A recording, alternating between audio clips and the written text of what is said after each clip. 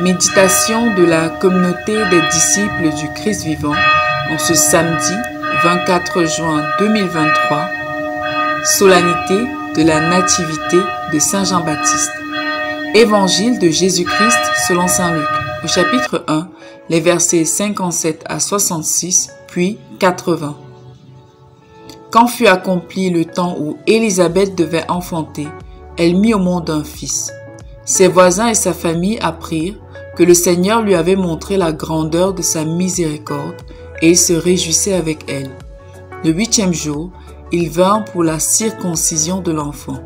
Ils voulaient l'appeler Zacharie du nom de son père, mais sa mère prit la parole et déclara « Non, il s'appellera Jean ». On lui dit « Personne dans ta famille ne porte ce nom-là ».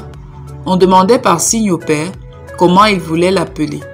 Il se fit donner une tablette sur laquelle il écrivit « Jean est son nom ». Et tout le monde en fut étonné. À l'instant même, sa bouche s'ouvrit, sa langue se délia. Il parlait et il bénissait Dieu. La crainte saisit alors tous les gens du voisinage et, dans toute la région montagneuse de Judée, on racontait tous ces événements. Tous ceux qui les apprenaient les conservaient dans leur cœur et disaient « Que sera donc cet enfant ?» En effet, la main du Seigneur était avec lui. L'enfant grandissait et son esprit se fortifiait. Il alla vivre au désert jusqu'au jour où il se fit connaître à Israël. Acclamons la parole de Dieu. Méditation. Bien-aimés du Seigneur, Dieu soit loué en tout temps. Nous fêtons aujourd'hui la nativité d'un grand prophète, Jean le Baptiste, le précurseur de Jésus.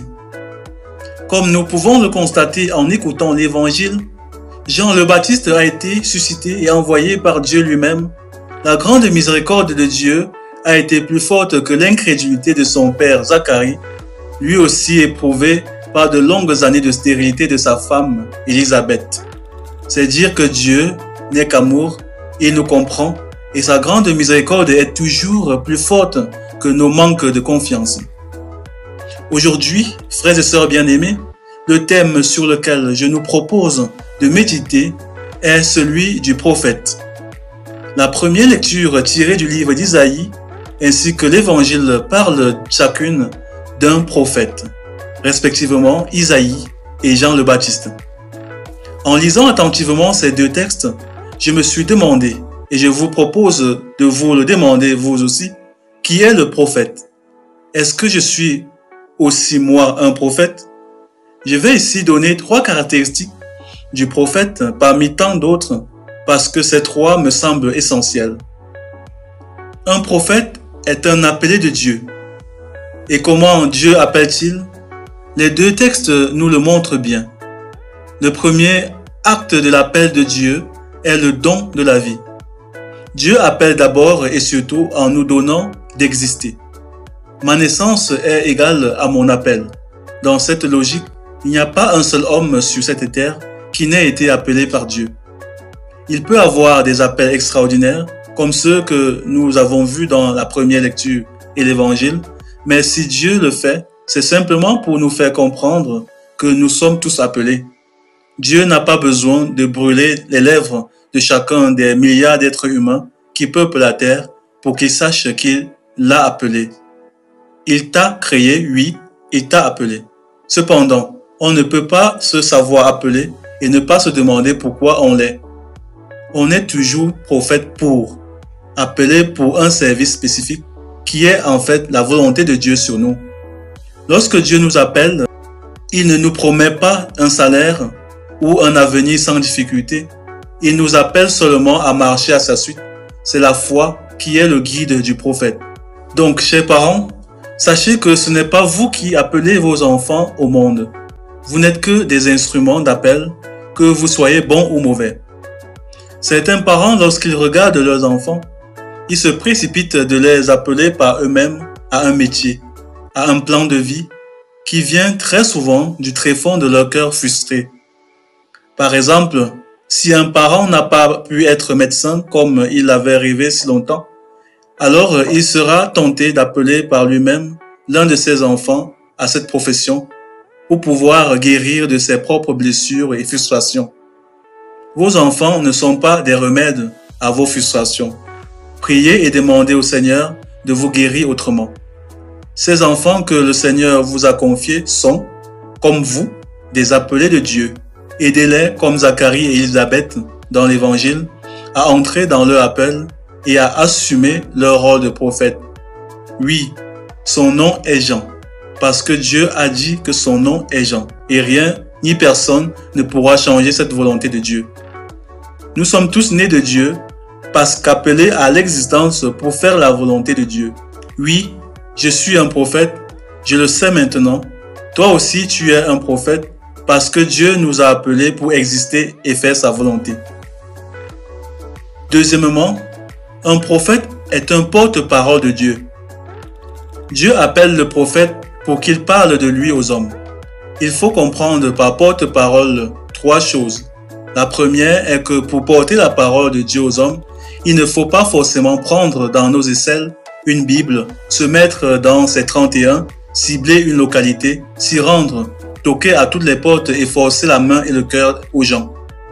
C'est bien une manière très mécanique et facile de porter la parole de Dieu, et pour cela, l'on ne doit y avoir recours qu'en dernière instance, qu'après être capable de porter la parole de la seconde des façons. La seconde façon d'être porte-parole de Dieu est d'être le signe de Dieu partout et en tout, à temps et à contre-temps. Il s'agit là d'être soi-même la parole que Dieu veut que nous portions aux hommes. Un prophète est lui-même le message qu'il transmet aux hommes de la part de Dieu.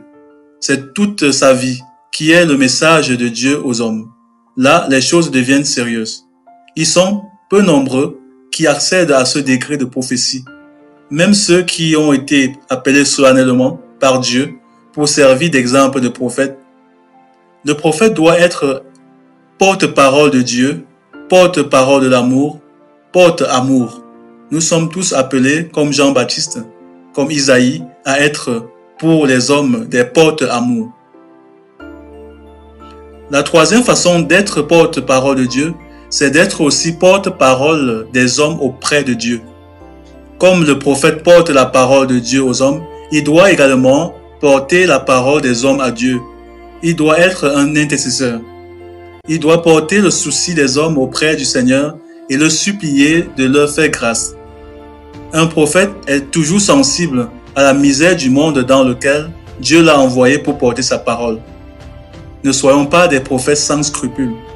Oui, je suis un prophète. Oui, tu es un prophète, parce que toi et moi, nous sommes des porte-paroles de Dieu, des porte-paroles des hommes, des porte-amour.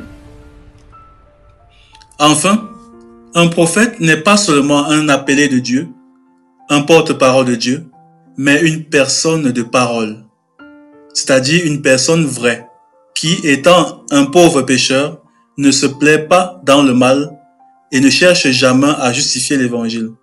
Un prophète prend tout l'évangile et n'en laisse rien. Il ne tronque pas la parole de Dieu pour ne pas faire du mal à sa propre conscience. Un prophète sait que lorsqu'il s'adresse aux hommes, c'est d'abord à lui-même qu'il s'adresse. Ceci dans la mesure où il est le premier concerné par ce qu'il annonce. Il doit porter la parole de Dieu à celui qui en est le plus proche, lui-même. Un prophète n'arrête pas de porter la parole parce qu'il subit des représailles. Il est une personne courageuse, du courage même de Jésus-Christ.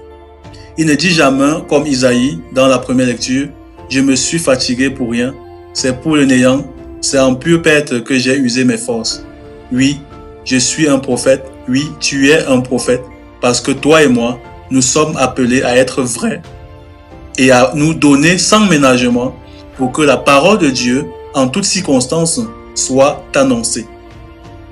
Prions. Dieu notre Père, par notre existence et encore plus par notre baptême, tu as fait de nous des prophètes. Donne-nous de garder les qualités du prophète afin de répondre favorablement à ton appel, porter ta parole au monde et te soumettre les besoins de l'humanité par Jésus le Christ notre Seigneur. Amen.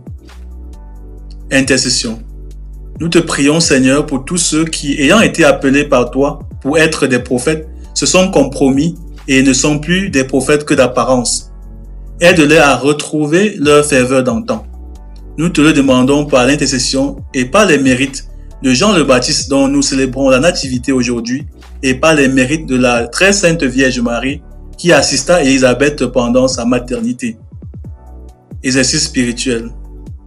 Prions le Seigneur pour qu'il donne à chacun de nous d'être des prophètes conscients et toujours à son service. Loué soit Jésus-Christ.